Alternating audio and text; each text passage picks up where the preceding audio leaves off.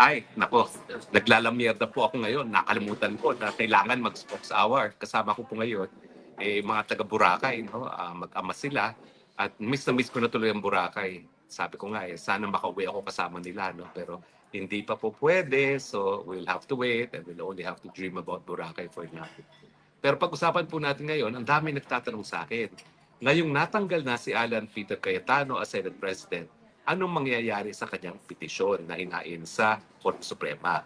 Well, unang-una po kahit naging legal na Senate President ngayon si Win Gatchalian, may issue pa rin. Sino yung mga totoong Senate President, totoong liderato mula noong di umano ay ginawa nilang acting Senate President si Win Gatchalian, no? Hanggang doon sa panahon na nakakuha nga siya ng 13 na boto.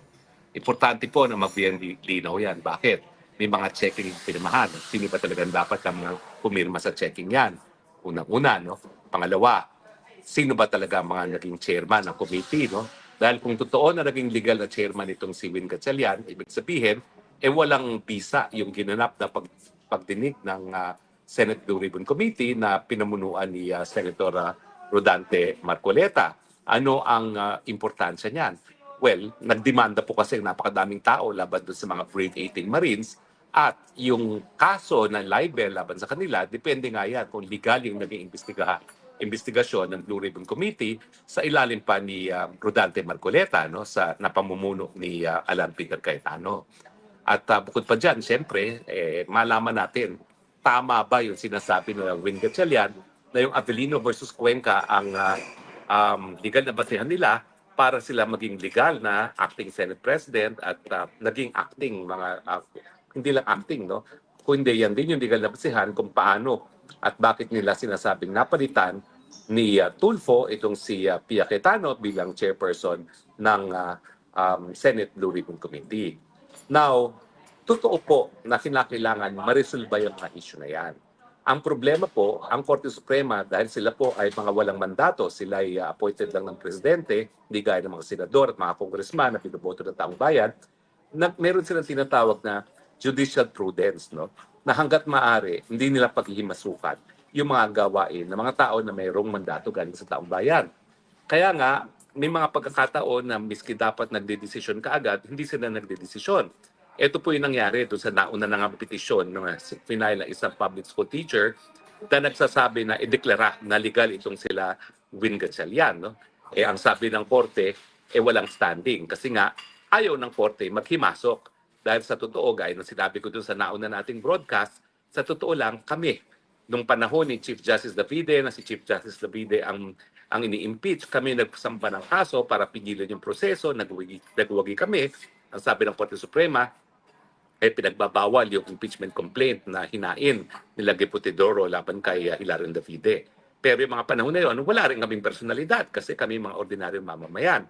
Pero kinilala nga kami bilang mga merong tinatawag na citizen standing, yung karapatan ng kahit sino mga ordinaryong mamamayan na idemanda ang gobyerno kapag kahit anong sangay ng gobyerno ay lumalabag sa saligang batas at sa batas.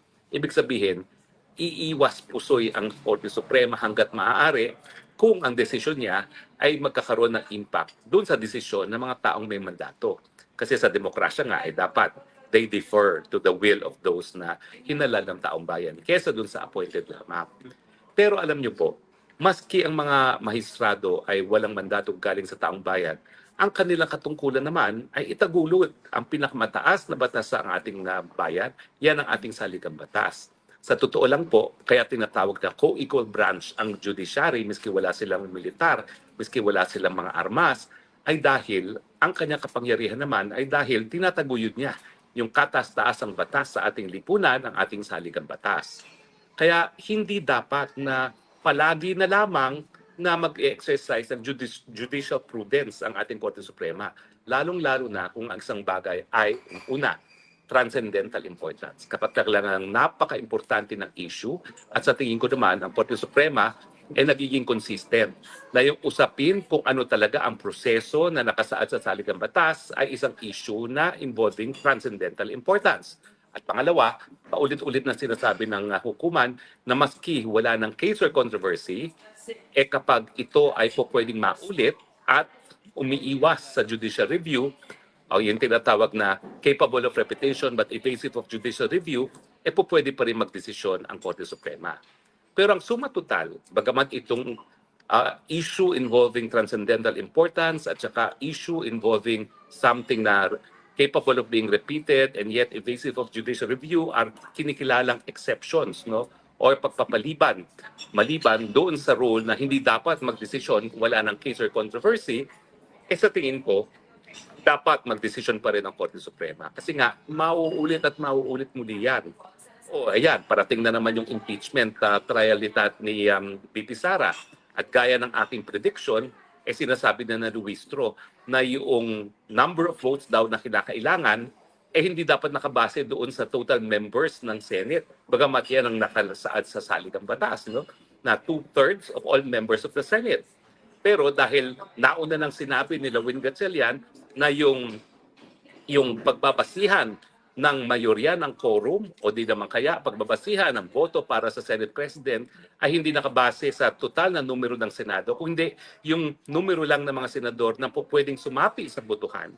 Gagamitin na naman nilang argumento yan. Dahil minsan na silang, sa tingin nila, nakalusot sila, no, na hinalal nila na Senate President si Win Gatchalian, miski wala pa siyang 13 boto. No? So sa akin, ito talaga, para lang maiwasan yung paulit-ulit na pangyayari, kung ano ba talaga ibig sabihin ng all members of each house. Dahil yung all members, yan ba yung numero na nakasaad sa saligang batas o yung numero na po pwede lang bumoto? So kinakailangan mabigyan na ng linaw yan once and for all dahil nakikita natin, yan nga ang naging issue dun sa pinag-uusapan nating sino ba talaga ang naging Senate President bago magkaroon ng 13 boto si Win Gatchalian. At ngayon, yan naman ang magiging issue kung ilang talaga yung boto na kinakailangan para mapakonvict at mapaalis si VP Sara dito sa impeachment trial ito. So by and large, sa totoo lang, umiiwas ang korte sa kahit anong collision course sa Kongreso dahil ang mga congressmen at saka pati na rin ang presidente merong mandato galing sa taong bayan. Pero importante naman na dahil sila nga po ang kanilang trabaho ay itaguyod ang saligang batas, wag naman silang mag-exercise ng prudence sa mga bagay na talagang involving transcendental importance o yung mga bagay na po pwedeng maulit hanggang hindi madesisyonan ng Korte Suprema. Well, ngayon nga po medyo bigo tayo dahil yung issue kung tama ba yung nangyari kay Tatay Digong hanggang ngayon walang resolusyon. And yet, mukhang nauulit ng muli. Dahil ayan na naman si Bato de la Rosa na sinasabi na wanted ngayon ng ICC, no? Pero hindi nga natin alam kung ano magiging desisyon ng Korte Suprema na kung po pwede ba talaga silang mapadala sa dahig na hindi dumadaan sa lungkad ng hukuman. Gayong Article 59 ng ICC ang nagsasabi na kinakailangan talagang dumaan. O pagkatapos kay Bato de la Rosa, ayan na naman si Bongo na di umano, meron na rin daw warrant of arrest. Pero ako po, wala pa rin akong konfirmasyon na nakukuha na merong warrant of arrest si Bongo at ako naman po kasi meron tayo mga sources, no, parehong sa The Hague at saka sa Pilipinas na nakapagsasabi. Ang katunayan po, nagtanong ako pero walang sagot. Kaya hindi ko po alam kung totoo yung balita kung meron na talagang warrant of arrest si Bongo. Pero yung kasong nakabinbing po na sinampa namin para kay Tatay Digong at yung petition mismo na hinahawakan ko para kay Congressman Pulong Duterte, sana po madesisyon na para magkaroon na ng kasagutan. Kung tama ba na ipadala sa dahig na hindi dumadaan sa lukad ng hukuman ang isang Pilipino. At syempre, yung mas importanteng issue, kung meron pa bang jurisdiction ng ICC, ngayong bumitiw na tayo sa pagiging miyembro ng ICC. Sa sinabi ni Senator Ping Lacson, naniniwala daw siya na dapat magbigay ng pinal na interpretasyon ang Supreme Court kung ilang boto yung kailangan upang mahatulan si Vice President Sara Duterte sa kanyang impeachment trial. Ayon kay Lacson, maaring mawalan ng saysay yung paglilitis kung hindi malinaw kung paano bibilangin yung kinakailangang 2/3 ng boto sa Senado, lalo na kung may mga senador na hindi nga makakaasali sa proseso. Ipinaliwanag niya na bagamat nakasaad sa konstitusyon na kailangan ng boto ng 2/3 sa lahat ng miyembro ng Senado o katumbas ito ng 16 votes, may debate kung paano ito ipatutupad kung hindi nga kumpleto yung 24 na senador na makakaboto. Kaya nakatakdang magsimula yung impeachment trial sa July 6, Attorney Sal, habang nagpapatuloy naman yung mga paghahanda sa paglilitis. Ano pong masasabi niyo sa pahayag ni Senator Ping, Attorney? Magkaibigan nga talaga sila ni Soto. Pareho sila mahilig makialam sa hindi naman nila linya. Hayaan mo na yan. Hayaan mo na yung mga abogado magdiskusyon yan. Unang-una, napakaliwanag ng saligang batas. Maliwanag na 16 ang kailangan na boto kasi yan ang 2/3 ng lahat ng miyembro. Magkakaroon lamang ng sigalot yan kung pagpipilitan yung babaan kaya mapipwersa sa isang petisyon sa Korte Suprema na magkaroon ng resolution regarding that. Pero kung hindi lang talaga kayo mamumulitika, hindi nyo pakikialaman, maliwanag ang saligang batas. Pareho din ng maliwanag ang probisyon ng saligang batas kung kailan o kailan ang bilang ng boto para makahalal ka ng Senate President. At siya ay 13. Doon naman kasi majority of all members. Hindi porket nakakulong o absent, hindi na mabibilang na 24. Kasi nga, sinasabi ng members of the Senate hanggat miyembro ka ng Senado, kasama ka dun sa bilang. Ganon din yung 2/3 of all the members. Kaya kayong mga hindi abogado, pwede ba? Huwag na kayong salita ng salita. Stop spreading your ignorance. Although that's not a crime. Ayan, maraming salamat po, Attorney Sal. Samantala, kahapon po, Attorney Sal, natalakay natin yung tungkol sa nakuhang impormasyon ni Congressman Pulong na susunod daw na target ng ICC ay si Senator Bongo. Pero ito ay pinabulaanan ng Department of Justice at ng Department of the Interior and Local Government dahil yun nga, mayroon ngang arrest warrant mula sa ICC laban kay Senator Bongo. Ayon kay DILG Secretary John Vic Remulla, wala silang nakikitang anumang warrant at wala ring impormasyon yung PNP tungkol dito. Sinabi rin ng DOJ na wala silang natanggap pa na opisyal na komunikasyon mula sa ICC kaugnay ng naturang usapin. Samantala, iginiit ng Malacanang na hindi ginagamit ng administrasyon ng ICC bilang sandata laban sa mga kritiko nito. Binigyan din ng Palace Press Officer na si Claire Castro na mga kaso sa ICC ay isinampa ng mga Pilipino naghahanap daw ng pananagutan para sa mga umano'y paglabag na may kaugnayan sa extrajudicial killings. Ano pong inyong komento sa pahayag ng DOJ at ng Malacanang? Ano nga ba? Anong pinakapunto nila? Anong punto nila?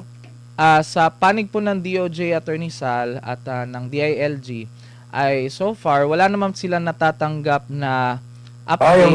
Yung warrant. Yes, Alam po Attorney. niya yan. Matagal na naman nila sinabi na meron. Kaya lang, hindi pa nila natatanggap. So, premature. Although, syempre, sa panig ni Senador Bongo, hindi pa po, bakit hindi ka mag-aalala? Magiging nasa sitwasyon ka naman ni Senador Bato. Nangyari na kasi Presidente Duterte. Kaya natural lamang na mag-worry siya. Although sabi niya, pinapasa Diyos niya na lang. Pero hindi pa pwede. Hindi pa pwede na ipagpatuloy natin ang mali. Hindi pa pwede ipagpapatuloy natin ang labag sa batas. Kaya sana ang Korte Suprema, 15 buwan na baka naman gusto niya na magdesisyon tungkol niya sa issue ng whether or not illegal o legal. Sa party namin talagang illegal. Masyado namang klaro yan. Pero kailangan nyo pa rin ang pagpapatunay ng Korte Suprema.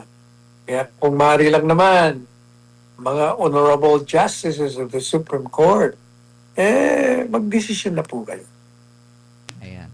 At dahil nga dyan, Attorney Sal, tanggap tayo ng balita dahil ito nga, reaksyon ni Senator Bongo kaugnay sa mga bantang pag-aresto sa kanya ng International Criminal Court o ICC kaugnay sa war on drugs ng nakaraang Duterte administration. Si MJ Mondehar para sa balita.